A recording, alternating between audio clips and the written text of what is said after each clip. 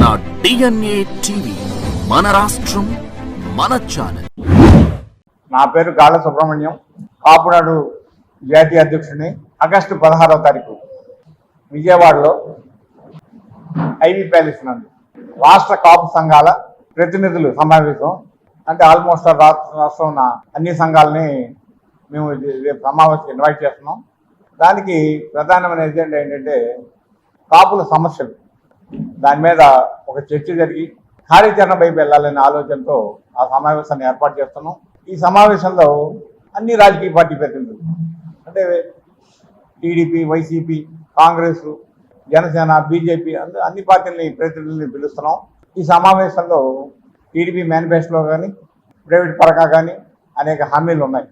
కాపు reservation సబ్జెక్ట్లో కానీ EWS కానీ మాకు కొన్ని డిమాండ్స్ ఉన్నాయి. ఆ డిమాండ్స్ ఏంటంటే రాష్ట్రంలో కాపు భవనాలని కట్టాలని చెప్పి ఒక నిర్ణయం తీసుకున్న తర్వాత కొన్ని చోట్ల కట్టారు, కొన్ని చోట్ల కట్టలేదు, అన్ని పూర్తి చేసి వాటిని కాపు కార్పొరేషన్ల పరిధిలోకి తీసుకురావాలి. ఎందుకంటే ఇప్పుడు దాకా అది మా సంఘీయులు ఏదైనా కార్యక్రమాలు చేసుకోవాలన్నా, పెళ్లిళ్ళు కానీ రకరకాల కార్యక్రమాలు చేసుకోవాలన్నా ఇబ్బందికరమైన పరిస్థితి ఏర్పడింది. కాబట్టి కాపు భవనాల్ని కాపు కార్పొరేషన్ పరిధిలోకి తేవాలని చెప్పి ఇలాగ అనేక సమస్యల మీద మేము రేపు ఈ సమావేశం ఏర్పాటు చేస్తున్నాం. ఈ సమావేశానికి రాష్ట్రంలో నుండి కాక మా చుట్టుపక్కల సౌత్ ఇండియాలో ఇటు కర్ణాటక, పాండిచ్చేరి, కేరళ, ఒరిస్సా ఈ ప్రాంతాల నుంచి కూడా ప్రతినిధులు రాబోతున్నారు మాకు సంఘీభావంగా. కాబట్టి దీన్ని మీ ద్వారా కాపు సమాజానికి తెలియజేద్దామని చెప్పి ఈ సమావేశం ఏర్పాటు చేస్తున్నాం. పెద్దలు అద్దరామకృష్ణ అన్నమాట. ఈరోజు ఈ సమావేశానికి ప్రధాన కారణం ఏంటంటే ఇప్పుడే చెప్పారు మా జాతీయ అధ్యక్షుడు వారు, మేము సంఖ్యాపరంగా ఈ రాష్ట్రంలో అత్యంత ఎక్కువ జనాభా కలిగినటువంటి ఏకైక కులం ఈ కాపు, వరిజ, తెలగ, తూర్పు కాపు, ఒంటరి. మాకు అనేక దశాబ్దాలుగా అనేక సమస్యలతో మేము చాలా ఇబ్బందులు పడుతూ వస్తున్నాం. మేము ఈరోజు 175 నియోజకవర్గాల్లో కూడా ఏ ప్రతినిధి గెలవాలన్నా కీలక పాత్ర పోషిస్తుంది ఈ కులమే.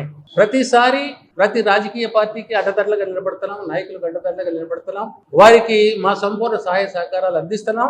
వాళ్ళు ఈరోజు ప్రజాప్రతినిధులుగా శాసనసభకు కానీ వివిధ రాజకీయ స్థానాలకు కానీ రాగలుగుతున్నాం. స్వాతంత్రం వచ్చినప్పటి నుండి కూడా మాకు ఏ రోజు ముఖ్యమంత్రి పీఠాన్ని అధిష్ఠించకపోయినా కొన్ని శతాబ్దాల క్రితమే మా జాతి యొక్క పరిపాలన దక్షతని నిరూపించినటువంటి మన చక్రవర్తి ఆనాటి నుండి నేటి వరకు కూడా సుపరిపాలన దక్షుడుగా పేరు ప్రఖ్యాతులు పొందుతున్నటువంటి శ్రీకృష్ణదేవరాయల వంశీకులం మేము. అంటే మా పాలన దక్షతని ఆ రోజు ఆయనే నిరూపించి మేము ఏంటి. అట్లాగే బడుగు బలహీన వర్గాలకు అండగా ఉంటూ దళితులకు, బీసీలకు, అన్ని వర్గాలకు ఏ అవసరం వచ్చినా నేనున్నానంటూ ఈ విజయవాడ నడిబొడ్డున అందరి గుండెల్లో చిరస్థాయిగా స్థానం సంపాదించుకున్నటువంటి మా నేత, మన నేత, ప్రజా నేత వంగవీటి మోహన రంగా గారి వారసులం మేము.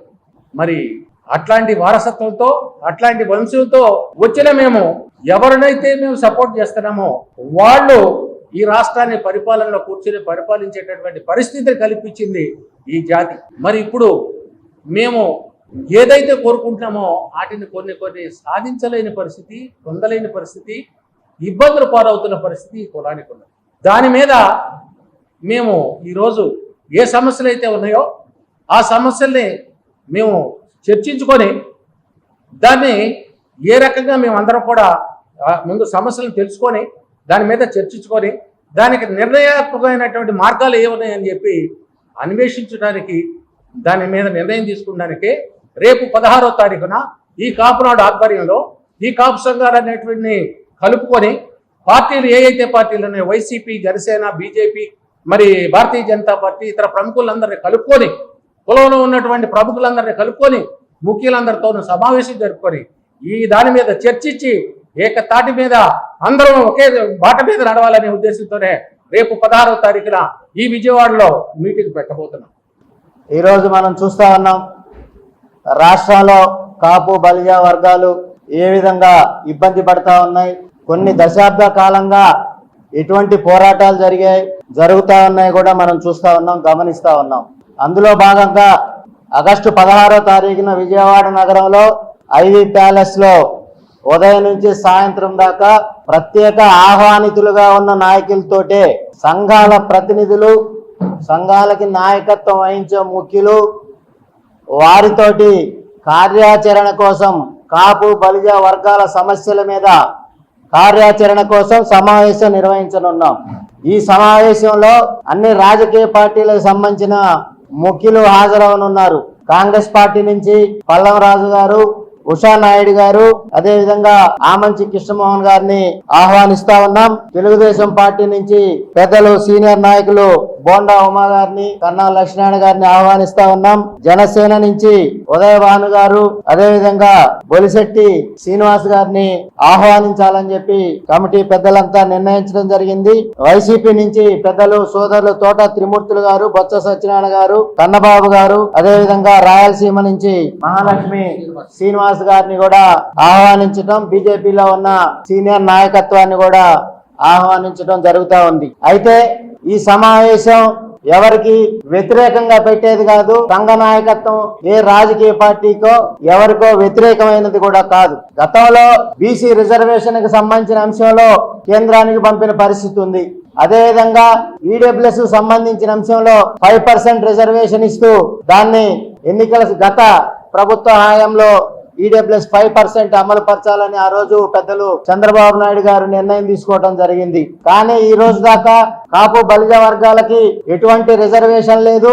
దాని మీద ప్రత్యేక ఎజెండాగా తీసుకోనున్నాము. మాకు సహాయ సహకారాలు అందించే విధంగా రాష్ట్ర ప్రభుత్వం ఆలోచించాలని, ఏదైతే రాష్ట్రంలో దామాషా ప్రకారం ఎక్కువగా ఉన్న రాయలసీమ ప్రాంతంలో బలిజలుగా ఉన్న మా కుటుంబ సభ్యులకి ఏ విధమైన అన్యాయం జరుగుతుందో పరిశీలించాలని, ఉద్యోగస్తులుగా ఉన్న మా కుటుంబ సభ్యులకి నాన్ ఫోకల్ కి కేర్ ఆఫ్ గా అసలు ఎక్కడ కూడా ఒక సిఐ గాని, ఆర్డీఓ గాని, ఒక కలెక్టర్ గాని, రాష్ట్ర స్థాయి అధికారి గాని లేని పరిస్థితుల్లో ఉన్న మా కుటుంబ సభ్యులకి తప్పనిసరిగా అవకాశం ఇవ్వాలని, రాష్ట్రంలో కాపు బలిజ వర్గాల మీద జరిగే దాడుల మీద కఠిన చర్యలు తీసుకోవాలని ఈ సందర్భంగా రాష్ట్ర ప్రభుత్వానికి విన్నవించుకుంటూ కార్యాచరణకు సంబంధించిన అంశంలో వచ్చే నెల 16న జరిగే సమావేశంలో వాటికి సంబంధించిన నిర్ణయం తీసుకుని పూర్తి స్థాయి కార్యాచరణకి వెళ్తామని ఈ సందర్భంగా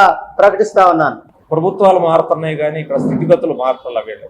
గతంలో రిజర్వేషన్లు ఇచ్చారు స్వతంత్రం ముందు, తర్వాత నాయకులు మారారు, మళ్ళీ రిజర్వేషన్ తీశారు.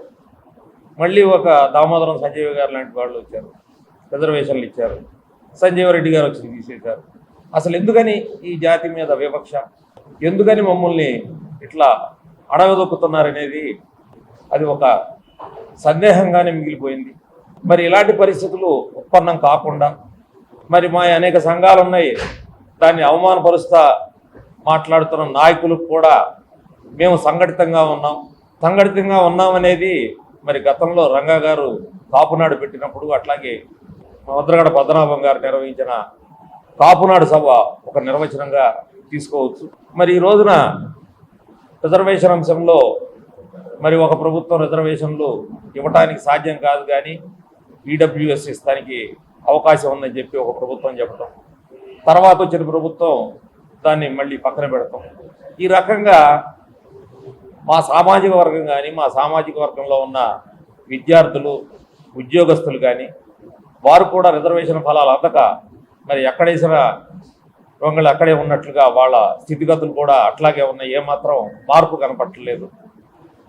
ఉన్నత విద్య చదవటానికి మరి అనేక మంది, మరి రాజశేఖర రెడ్డి గారు ఆనాడు మైనారిటీస్కి 4% రిజర్వేషన్ ఇచ్చిన తర్వాత ఎంతమంది డాక్టర్లు అయ్యారు, ఎంతమంది ఇంజనీర్లు అయ్యారు. మరి అలాంటి పరిస్థితి అనేక చిన్న కులాలకు కూడా మళ్ళీ వాళ్ళని రిజర్వేషన్ అంశంలో చేర్చి వాళ్ళకు కూడా రిజర్వేషన్ ఇవ్వడం జరిగింది. మరి మాకు కూడా రిజర్వేషన్ ఇస్తే మాలో కూడా ఎక్కువ శాతం మరి రాష్ట్రంలో సుమారుగా 1 కోటి చిల్లర జనాభా మరి ఈ సామాజిక వర్గంలో ఉంది. మరి ఈ సామాజిక వర్గాన్ని వాడుకోవటం వదిలేయటం లాగానే ఉంది కానీ ఈ సామాజిక వర్గానికి సరైన న్యాయం జరగట్లేదనే ఒక తలంపు మాలో వచ్చి ఈ ఐక్య కార్యాచరణ తీసుకోవటానికి మరి మేమంతా, మా నాయకత్వం అంతా సిద్ధంగా ఉంది. ఆగస్టు 16వ తారీఖు మరి పెద్ద ఎత్తున రాష్ట్రంలో ఉన్న నాయకత్వమే కానీ, సామాజిక వర్గంలో ఉన్న సంఘీయులే కానీ, నాయకులు కానీ వీళ్ళందరినీ పిలిచి మేము ఏకతాటిపై ఉన్నామనే ఒక గుర్తు చేయడానికి ప్రభుత్వాలకు కానీ, గత ప్రభుత్వాలకు కానీ, ప్రతిపక్షాలకు కానీ ఒక గుర్తు చేయడానికి అలాగే మరి ఈ సామాజిక వర్గంలో స్వతంత్ర సమరయోధులు అనేక మంది ఉన్నారు.